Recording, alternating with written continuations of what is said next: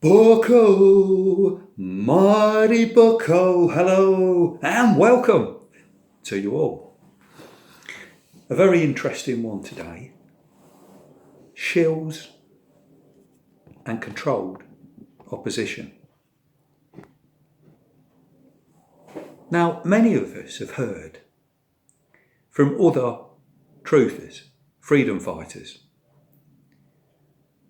in talking and conversation, it rolls very easily off the tongue that they're a shill. Yeah, shills.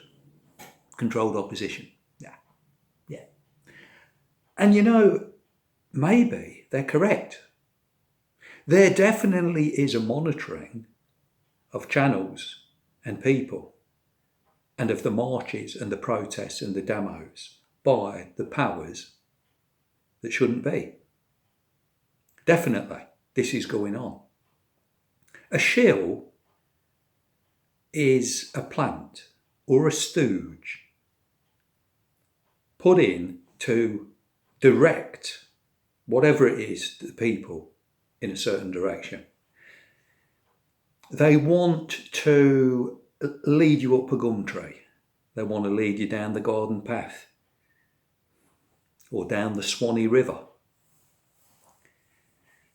They want to take you off in a different direction. Controlled opposition is like a protest movement that's actually being led by government agents. And the best way for the government to trick and subdue its adversaries is to lead the movement itself. Yeah. So what is the average person to make of all these terms amongst truthers?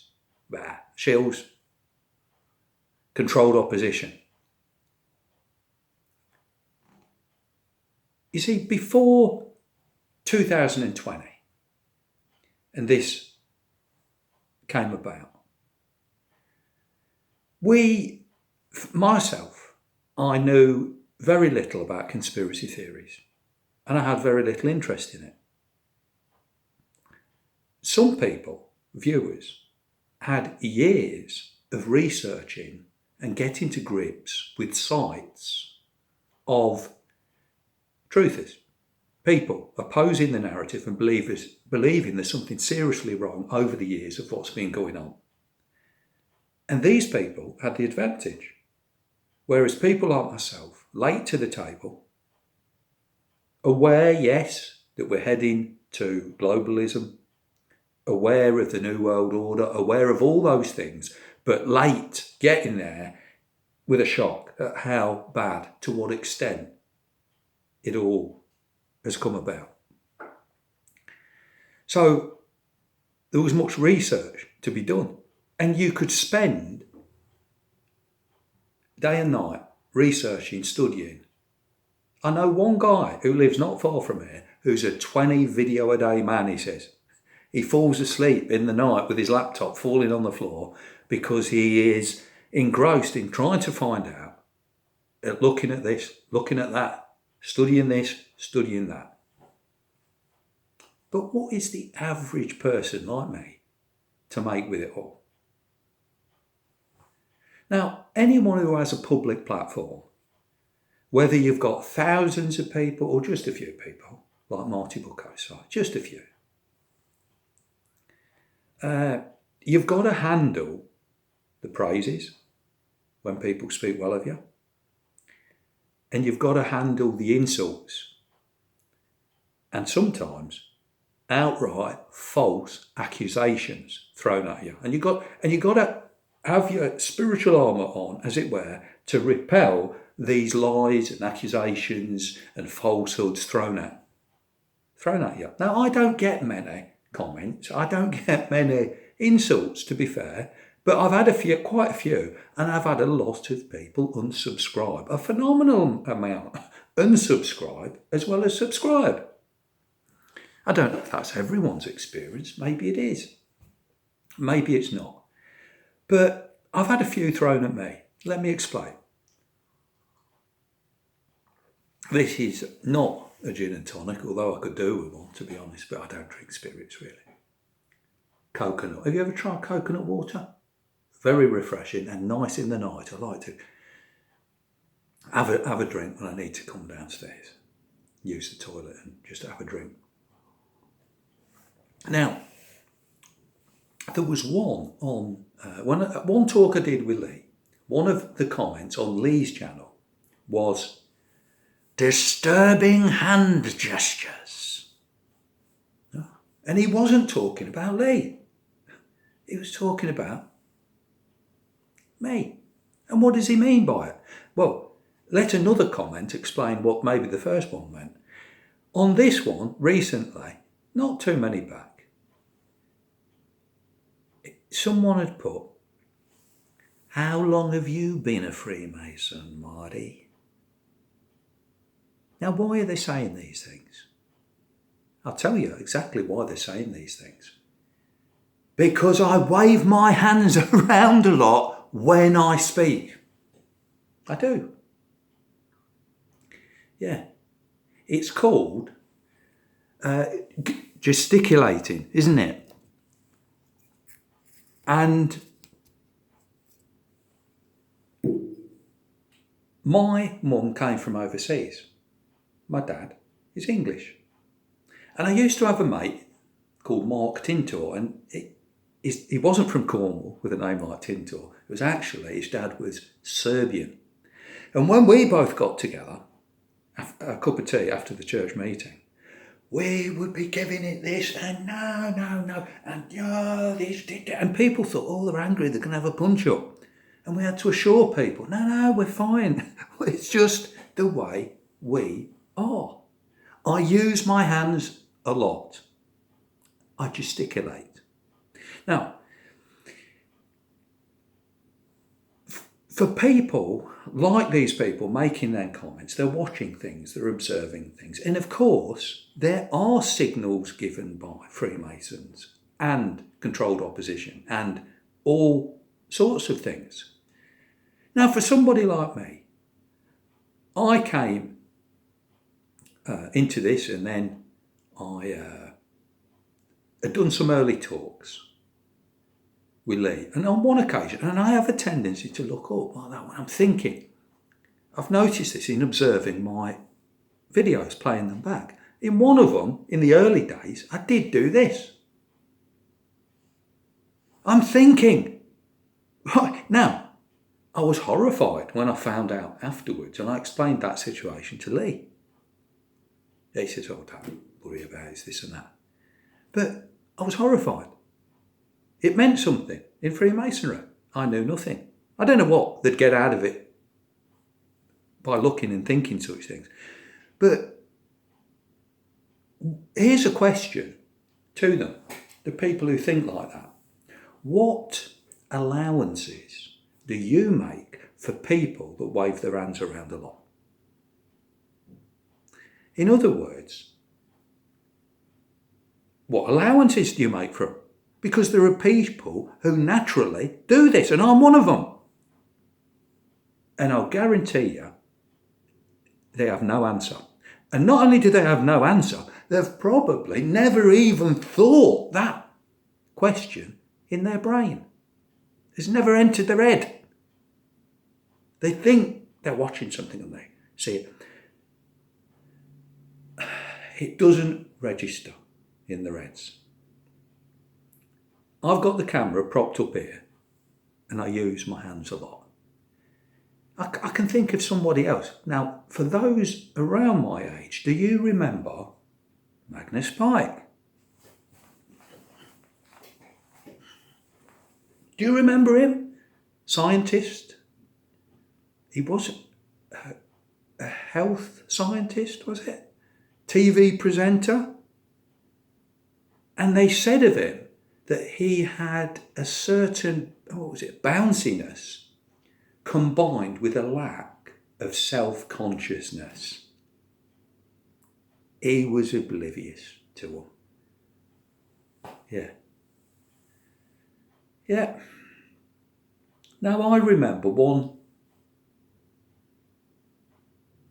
the more you say, I'm not this, it becomes like a comic opera. They go, oh, yes, you are. I remember once, years ago, knocking on, as a Christian, born again Christian, Bible believing Christian, since 1982. There's multitudes of Christian believers in Leicester who can testify to that fact. If I was in a court, oh, you're a Freemason, oh, clear off. There's many that could testify against such nonsense. Now, I remember a case, yeah, that's right, I was going door to door with the Christian gospel with another believer, and we knocked on the door of this house, and the guy opened it, and after a while, because no Christian denomination, no Bible believers, born again Christians, had ever come to this man's house. So what was his impression? You must be a Jehovah's Witness. And I said, no, I'm not. You must be a Jehovah's Witness. No, I'm not. And it was backwards and forwards, and we talk a bit more. I'm sure you're a Jehovah's. You sure you're not a Jehovah's Witness? No, I'm not. And it was like a pantomime. Oh, yes, you are. No, I'm not. Oh, yes, you are. No, I'm. In the end, you just got to say, no, leave it, mate. All right. All the best. On my way. Yeah.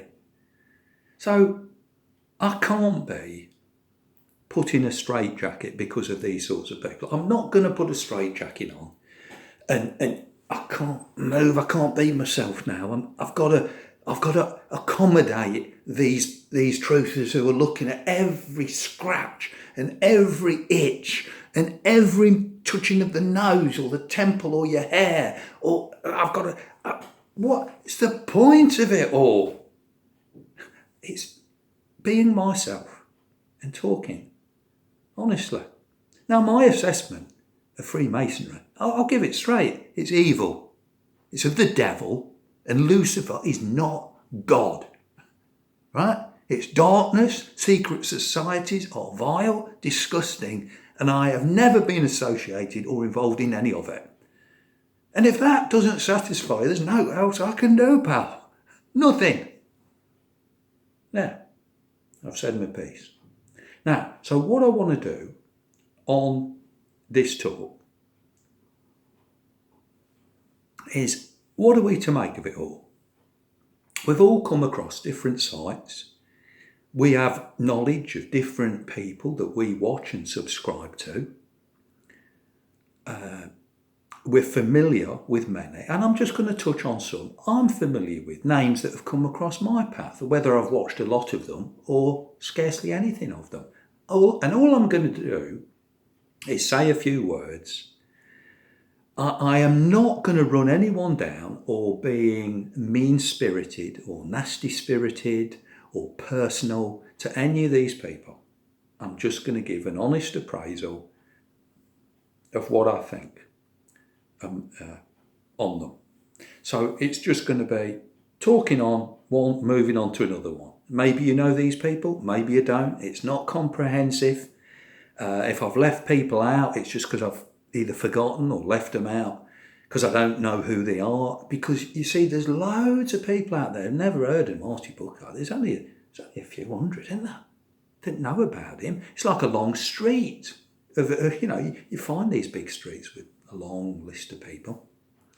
Houses, a long 300 in October of 2022. Or you could say a large church gathering. It's not a lot of people. So there's loads of people who don't know who I am. And that's fine with me. But I'm happy if a few come along. So let's begin. Another little drink. Okay, off we go. Come on, Booker. Get moving. Got to watch the time, you see. So, first one up. Reverend Simon Sideways. He's not a reverend, he's a truck driver.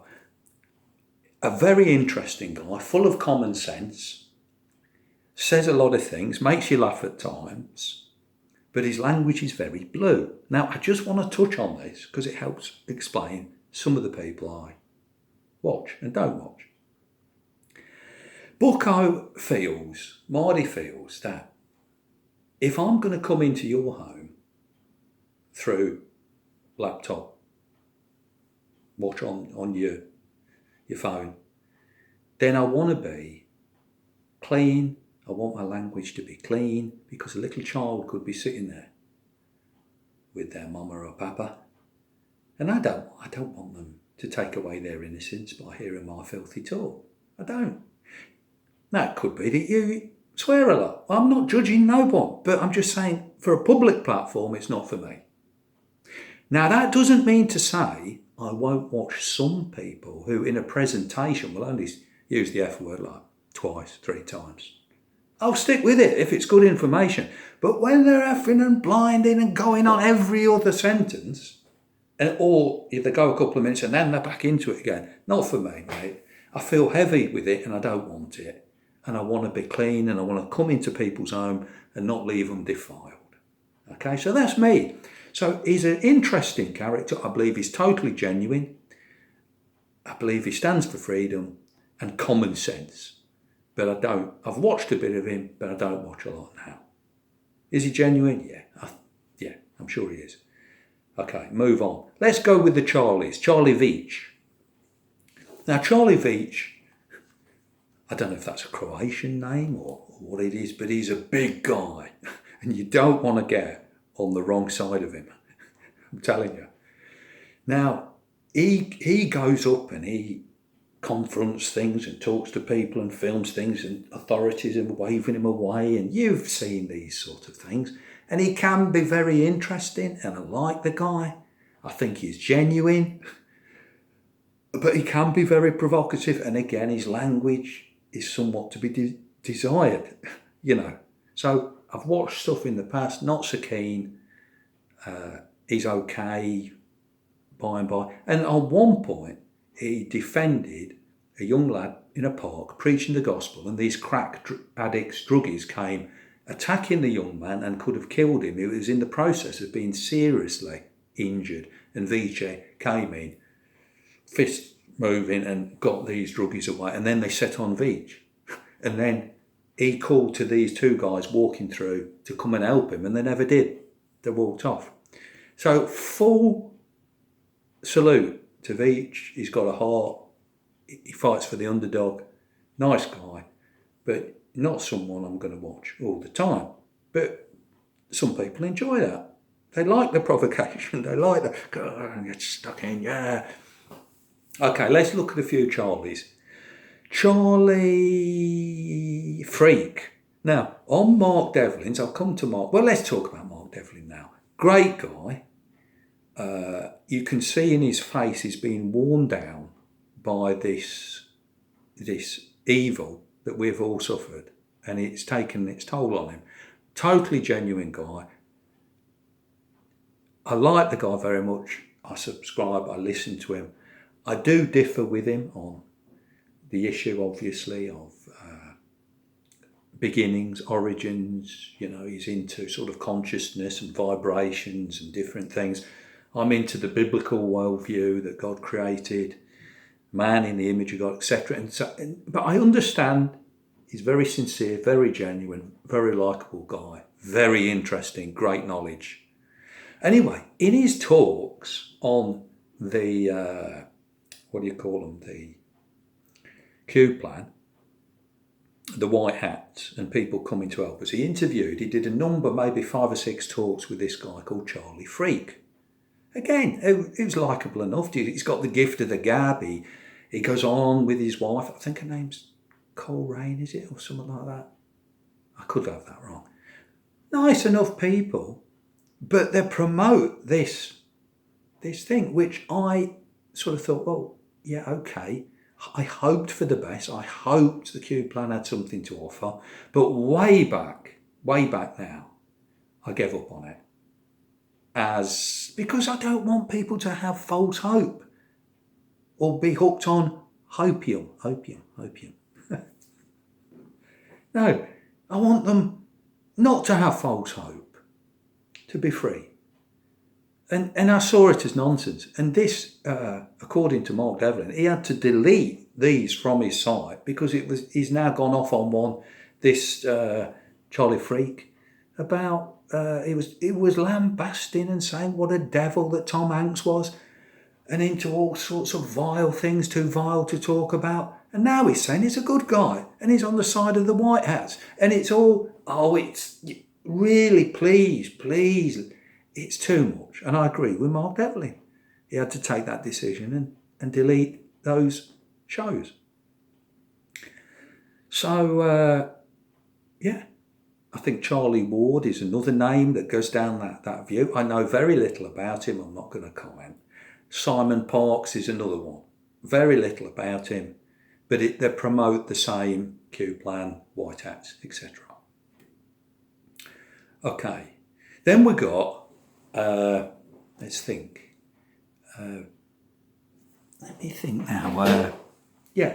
You got the two peers who I always mistake, Piers Corbyn and Piers Morgan. Now it's obvious Piers Morgan is controlled opposition, and it's just obvious, isn't it? If you listen to him over, it's just because he's part of the media, this and that. And then there's Piers Corbyn, brother of Jeremy Corbyn, who has been on loads of demos. And I tell you what, if he is controlled opposition, he's involved with Stand Up X. He was one on some of the first demos I've been on. Great guy. As far as I know, he's fine. I don't know anything to the contrary. I've heard rumours. I've heard loads of people calling him a shill. Good scientist. Doesn't believe in the global, the warming of the globe, malarkey. And he's been arrested apparently that many more times than these people calling him a shill have had hot dinners. So then you got Anna Breeze. I've got no bad word to say for her. Because of Anna Breeze, myself, Tim from Fair Play Now, Lee from Veritas Vincent, we all got platforms to speak. We all ended up meeting up. We've all got our own sites. Thanks for a platform from Anna Breeze. She is a sweet Christian, gentle-spirited Christian lady. It's complete nonsense to think of her as controlled opposition. The two Alexes, Alex Jones, Infowars. Well, how would you describe him? Big guy, loud-mouthed, bit of a rabble-rouser.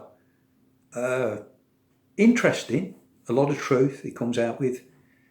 One video I really liked, where he was outside Bohemian Grove challenging this high-up person when he came out and getting him to ask about the owl and the fires, and he really got him angry, and I thought it was a brilliant interview. He really did a good job on that. Don't watch much Alex Jones, don't watch Infowars. Beyond that. Now I have to touch on Alex Belfield because, I just have to touch on it because this was before he got sentenced and went to prison.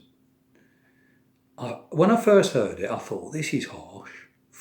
Is it for freedom? And if it was, then what hope is there for any of us? But then I found out a little bit more. It seems there were some mean-spirited emails he was sending, but it's still a harsh sentence. And I got nothing against him. What he does reasonably well. He's fast-talking, he's clever, he's sharp. He can be funny. We've all probably had a chuckle at some of the stuff he's done. But by and large, no, I'm not interested anymore. Neil Oliver, I really like his stuff. Is GB News and Talk, are they controlled opposition? More than likely. Probably are. Does it mean every one of the people on there can't say something? Are involved? I'm not sure. I don't think so. I really like Neil Oliver, and some of his talks have been mega profound. But there are people who throw the fact he's a shill. I'd like him to go further and to see it all as an organised plan, rather than just at times random and tyrannical people and things. I'd like him to take that step further, but I really like Neil Oliver and I have time for him. Don't agree with everything he says, and this is the problem. We need to spit out the bones if we disagree with him. Russell Brand. I never knew him as a celebrity. I never listened. The couple of clips I've seen, I don't warm to him. And then you've got Hugo Talks, yeah, and you've got Israel Diego Rivera Genius 2. That's the name of the site. Now, these two are interesting, and I just want to make a few points. I really like them. They put out fab information. They are very interesting. Okay. Now, on one of Hugo Talks, he mentions this list of doctors, right? Dr. Tenpenny, Dr. Del Bigtree, Dr. Peter McCullough, Dr. Vladimir Zelenko, Dr. Dave Martin, Dr. Carrie Medej, as making outlandish comments in the Shills. Right?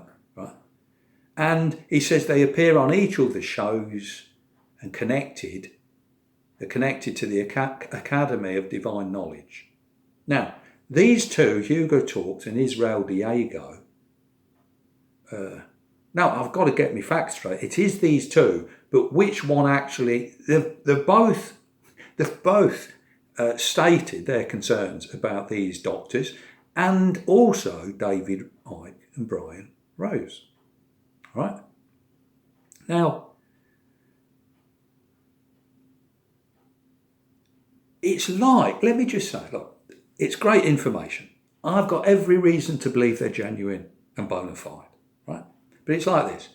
Have you ever been in the back garden and a stone comes flying over and shatters the greenhouse window, greenhouse window? See, what does your head do? It immediately turns and looks at the Chateau glass pane, right?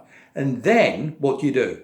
You look back from where the stone came, right? So we're sitting in our garden having tea, right? Symbolic, just it's come in and it's gone like crash, shill, Dr. So-and-so, Dr. So-and-so, Dr. So-and-so, shill, Dr. So-and-so, it's Dr. and added to that David Icke and Brian Rose. Okay, now he could well be correct, but let's just pause a minute and reflect. Now look, if you were walking down the street and Hugo Talks or Israel Diego walk by, even though you subscribe to them and listen to them every other day or every week or whenever, would you recognise them? And the answer is no. Why? Because they remain incognito. They remain a voice. A voice. Well, there's nothing wrong in that, is there, necessarily?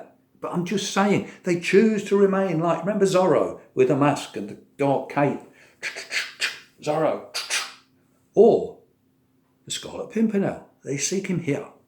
They seek him there. There's Frenchies. Seek him everywhere. Is he in heaven or is he in hell? That darned elusive Pimpernel. The only way you would recognise them if you're walking down the street and Hugo or Israel are having a chat with someone standing there and you recognise the voice. Or you're on a bus and they're sitting in front of you and you, hang on a minute, I recognise that. Are you Hugo Talks? Do you see the point?